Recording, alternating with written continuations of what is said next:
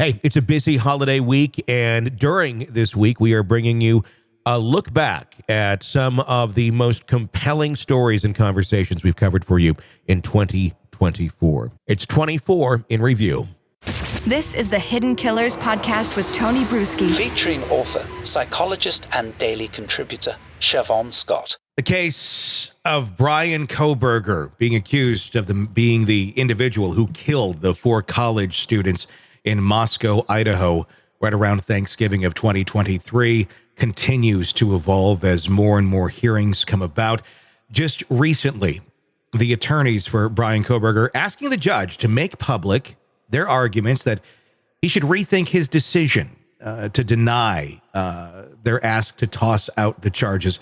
Not necessarily completely, hey, should we rethink this? But we want the public to see why you said we should toss out these charges. It's an interesting play. If there's something there, why not get it out there? If there's something exonerating for Bryan Kohberger. If there's not, well, then there's not. Joining me to discuss, Siobhan Scott, psychotherapist and author. The psychology of this thing, this is an interesting move by an attorney of, hey, what's behind door number 2? We had it presented, but it's not opening. Maybe there's something really good in there that's going to be really good for Bryan Kohberger, but the judge won't let you see. Is this kind of playing with someone's, or with the public's mind? Is that what we're talking about here right now? It's the mystery. It's what you don't know. Yeah, I think what occurred to me, my best guess was, what a way to influence a potential jury pool. That there's the secret stuff that could exonerate him. And, all you need is doubt. And there's been so much evidence, and we don't know all the evidence that the state has against him. But what we do know is pretty damning. And I would think that in trying to combat that public perception, this would be a pretty smart way to do it. When we're talking about jury pools today and battling something in court, is it different than how ththings had been handled, a handful of years ago, 10, 20 years ago, because of the way that we all communicate, the way that we absorb information?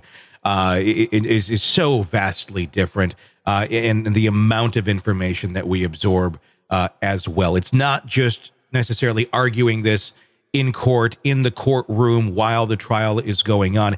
It seems that a lot of these defenses are being mounted right away in the very public venues, even when you have gag orders going on, because of that possibility of influencing a jury pool. Someone who gets onto a jury doesn't necessarily have to have zero knowledge of the case. Many cases, especially something like this, it'd be nearly impossible to have zero knowledge of the case. I'd be kind of scared if someone's going onto that jury pool and having zero knowledge of this case existing. I wouldn't believe them. I wouldn't want them. I mean, it's like, if you're that far into the sand, you probably are not making good judgments in any part of your life. But when it comes to this, how much of these cases are really decided, or a good percentage of the weight that people are going to be giving on that guilty, not guilty verdict happening before they're even selected for jury duty? Yeah, I think it's a concern, but it is the world we live in, where everybody, from politicians and discretions, things that we never would have heard of before, somebody gets caught, it is all over the internet immediately. And so we're all hyper aware of these kinds of cases. And of course, these horrific kinds of shocking cases grab people's attention all the more. So there's no way for people not to have, to some degree, some kind of prejudice, one way or the other, about it. But I don't know how to get around that, because it's just the world we live in now. I mean, that's kind of the next question I had is, because it's always argued we don't want to influence the jury pool. That's where, we still do this today, but I don't know how effective it truly is, where it's like, we're going to physically move the trial down the road a little ways, like physically. Like, does that even matter anymore? I mean, I guess a little, but does it hold the weight or the difference that it would have years ago,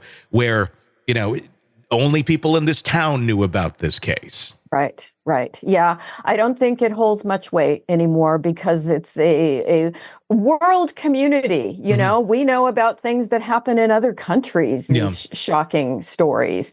And, what can we say? That the internet has been a gift in so many ways, and people are so much able to access so much wonderful information along with not so wonderful information.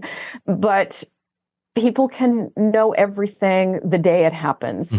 And this is a factor sometimes in certain kinds of crimes, particularly in the mass shooters, school shooters, et cetera.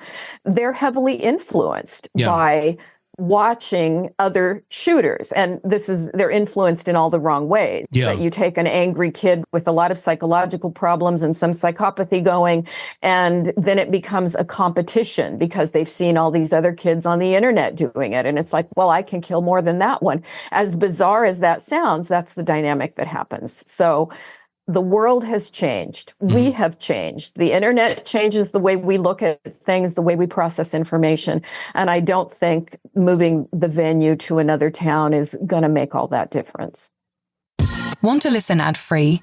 Want advanced access to all of our interviews before anyone else?